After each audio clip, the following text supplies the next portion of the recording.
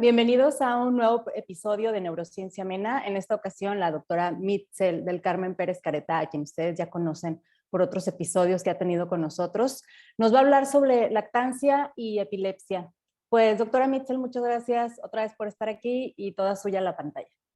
Muchas gracias. Bueno, vamos a hablar de lactancia y epilepsia.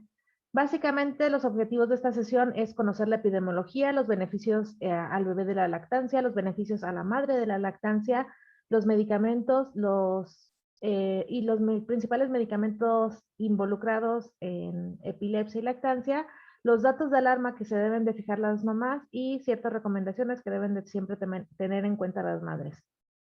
¿Por qué es importante conocer este tema? Básicamente porque la prevalencia de epilepsia es de más de medio millón y 1 de cada 1000 nacimientos son de madres con epilepsia y 30% de los pacientes con epilepsia son mujeres en edad fértil. Entonces, en algún momento va a llegar conocer y tocar este punto con las madres. Bueno, con las pacientes. ¿Cuáles son los beneficios de la lactancia para el bebé?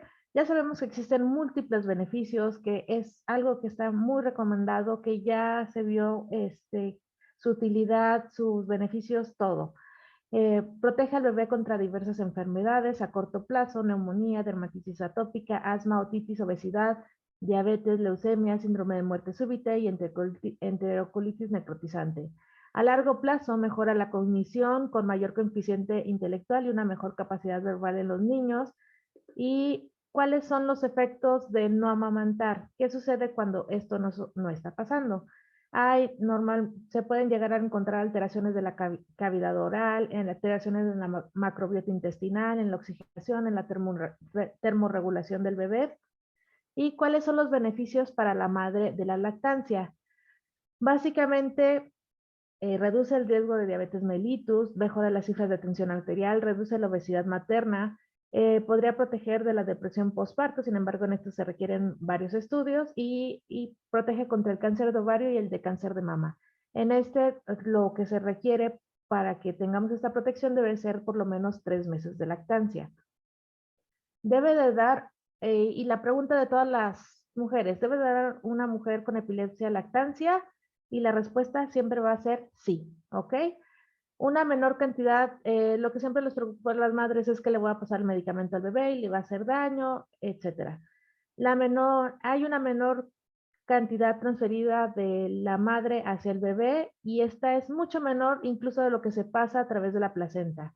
Y pues ya vimos en capítulos anteriores de que la madre debe de seguir con los medicamentos contra la epilepsia, pero siempre debe de ser un embarazo un poco planeado para poder hacer los ajustes necesarios para evitar cualquier riesgo al bebé.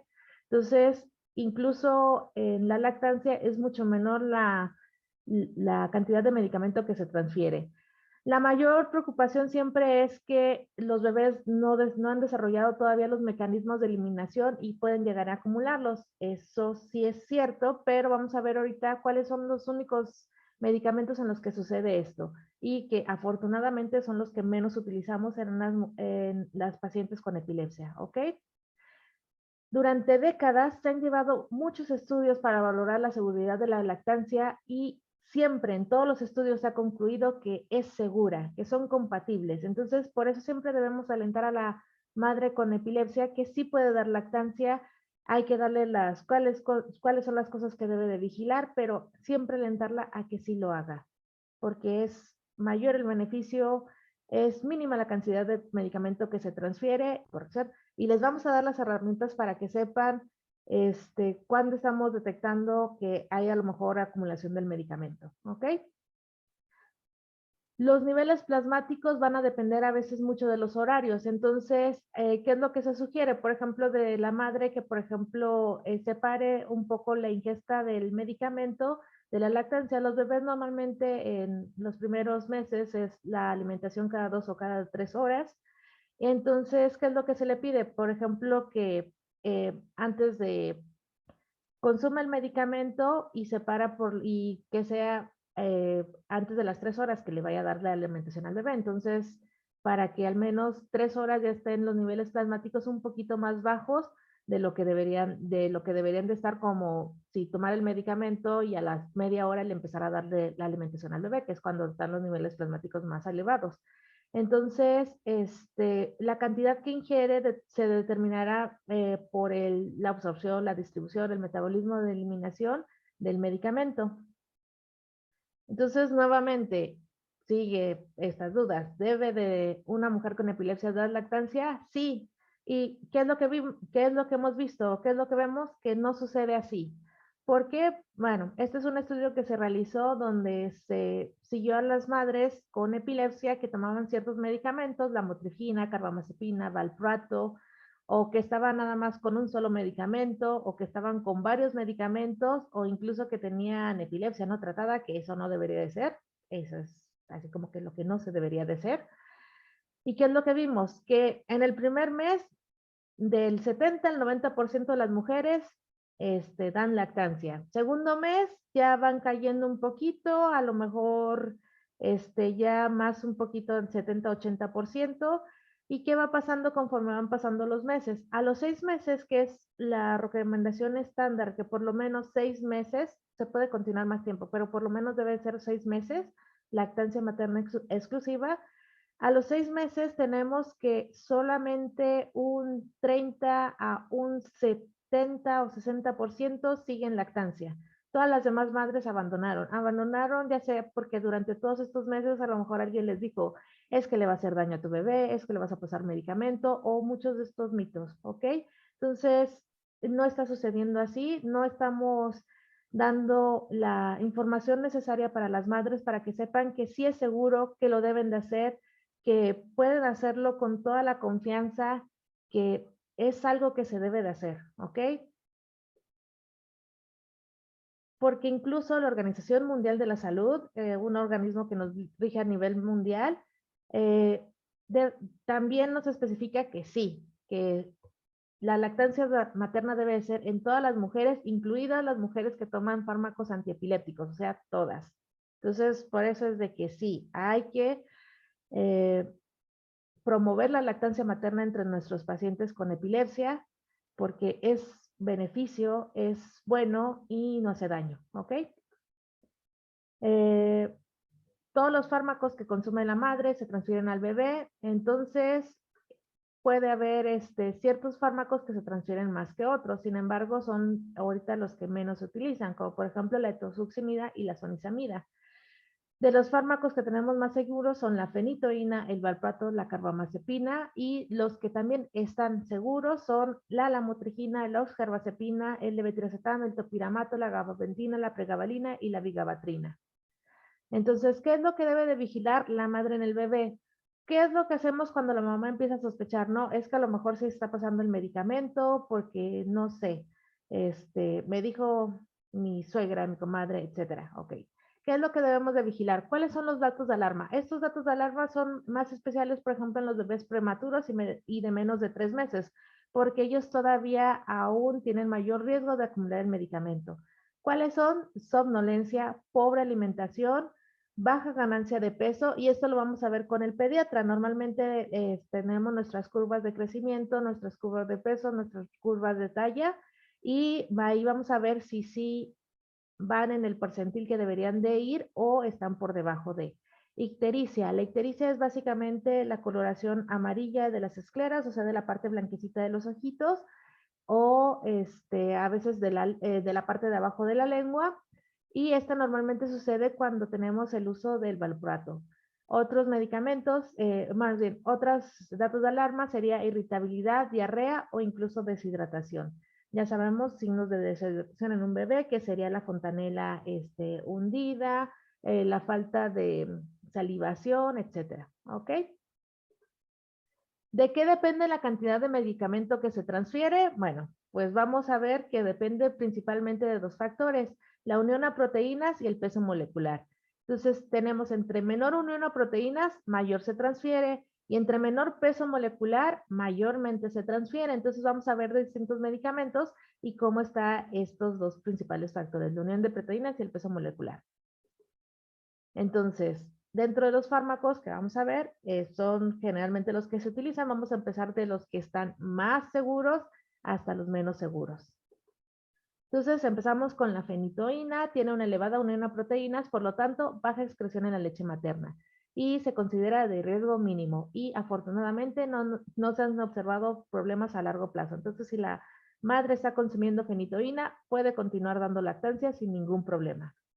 Después tenemos el ácido valproico. El ácido valproico que nos preocupaba mucho en la preconcepción por la teratogénesis. Aquí lo único que tenemos que tener en cuenta de que este es el riesgo de hepatotoxicidad que les había comentado y la coloración ictérica. Entonces, este afortunadamente presenta una elevada unión a proteínas y por lo tanto se excreta bajo la leche materna. Después seguimos con la carbamazepina. Presenta una unión moderada a proteínas, por lo tanto, una excreción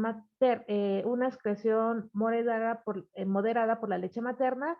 Y a pesar de que es una excreción moderada, esto es lo que tenemos, que los niveles son muy bajos en el lactante. O sea, se excreta por la leche materna, pero no se excreta en la misma cantidad.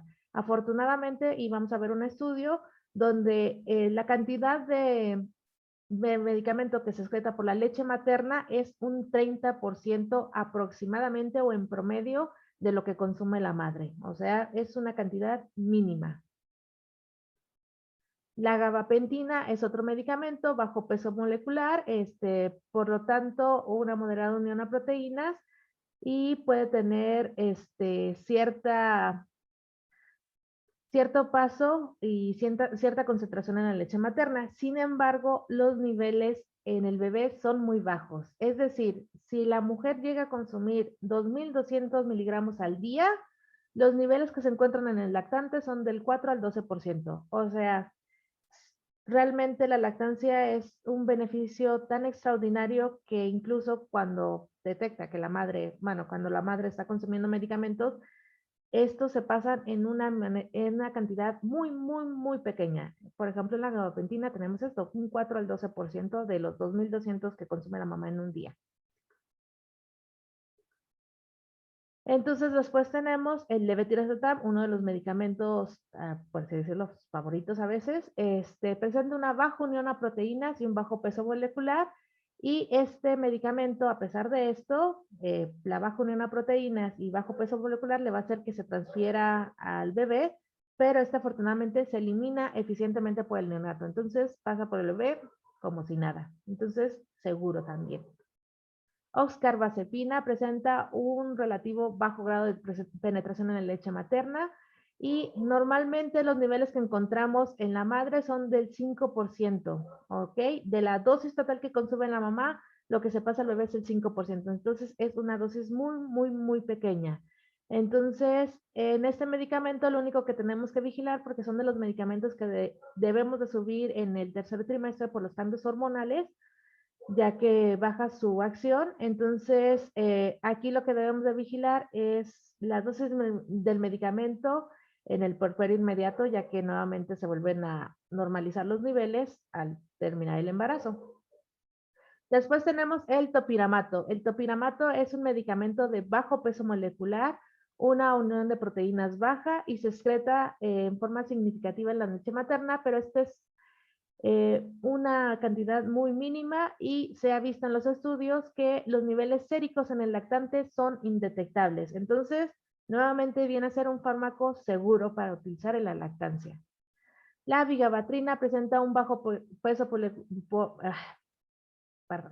La vigabatrina presenta un bajo peso molecular y no presenta unión a proteínas y se excreta en cantidad no importante en la leche materna.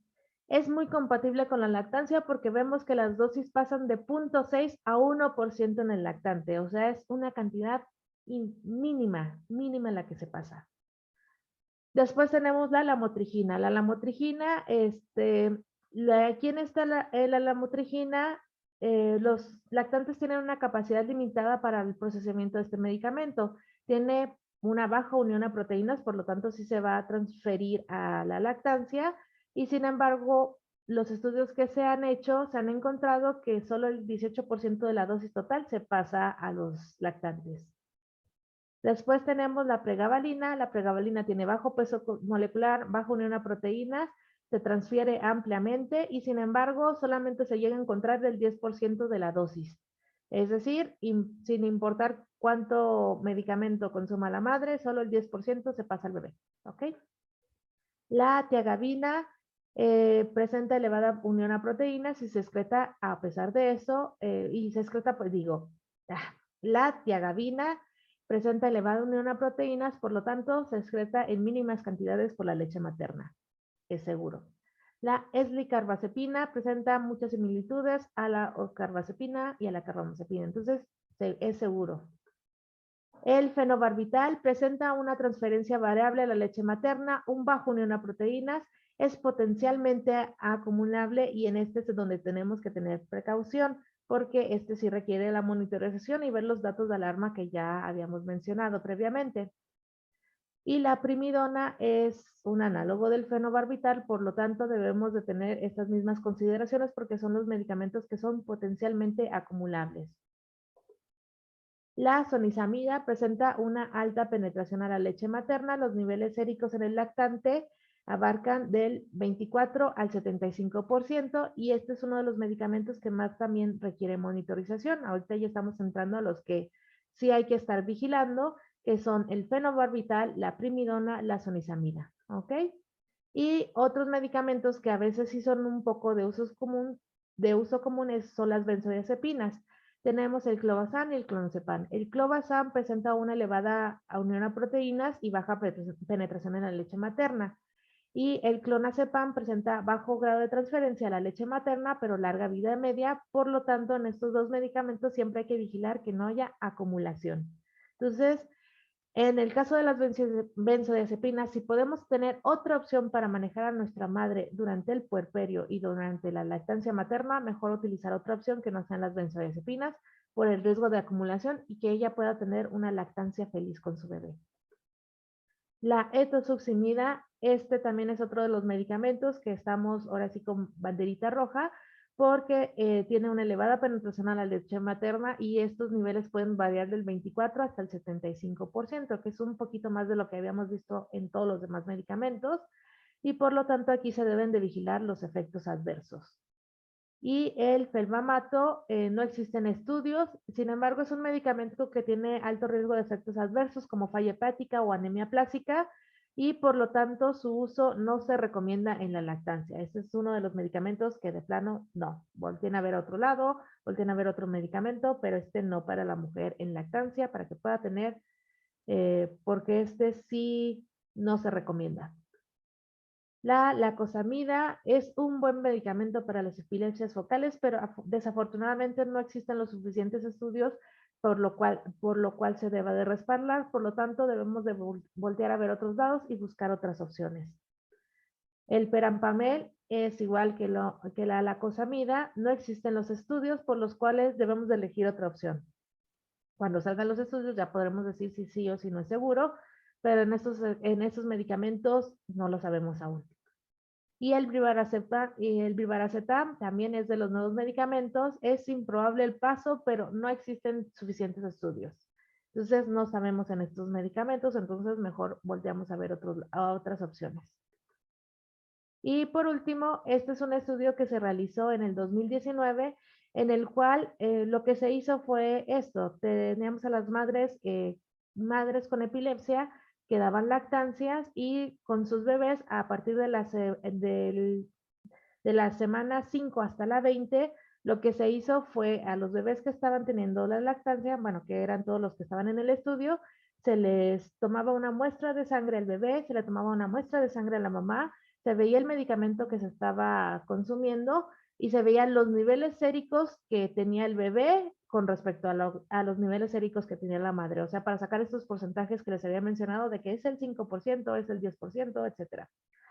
Entonces, ¿qué es lo que se vio? Que la media del porcentaje es lo que les había comentado, es del 28.9% y podemos encontrar que la motrigina se transfiere en un 5.3% en promedio, que eso puede variar del 2.1 al 20%, el levetiracetam el 44%, que sigue siendo menos del 50%, la sonizamida, la carbamazepina el 5.4%, los carbazepina 17.4% y el topiramato 21.4%.